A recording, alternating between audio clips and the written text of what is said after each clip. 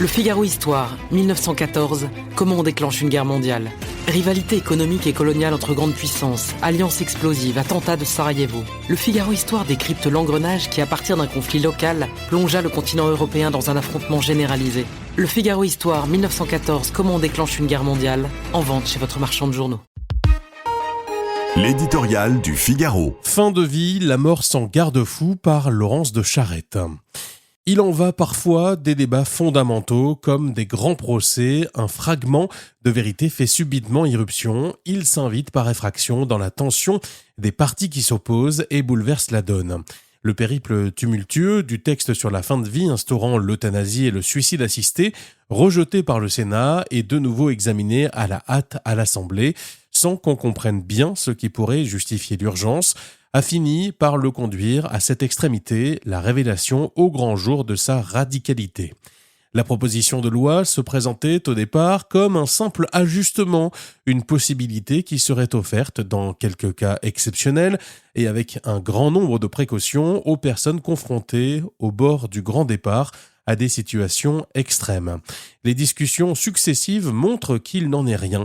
Hier matin, les députés ont voté sans crier gare un élargissement substantiel du texte en ouvrant droit à l'euthanasie pour tous, sans référence prioritaire au suicide assisté.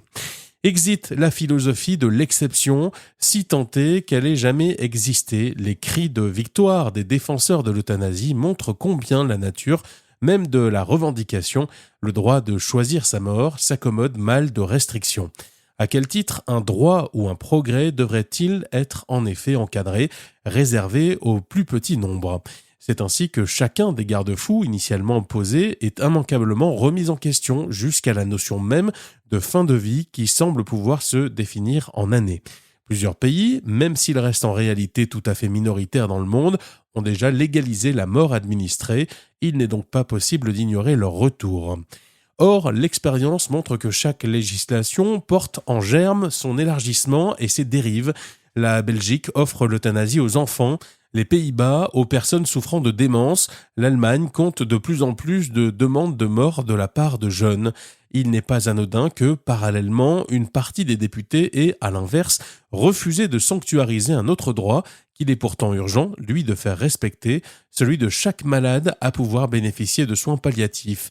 Il y a là plus qu'une dérive, un aveu. Le Figaro Histoire, 1914, comment on déclenche une guerre mondiale. Rivalité économique et coloniale entre grandes puissances, alliance explosive, attentat de Sarajevo. Le Figaro Histoire décrypte l'engrenage qui, à partir d'un conflit local, plongea le continent européen dans un affrontement généralisé.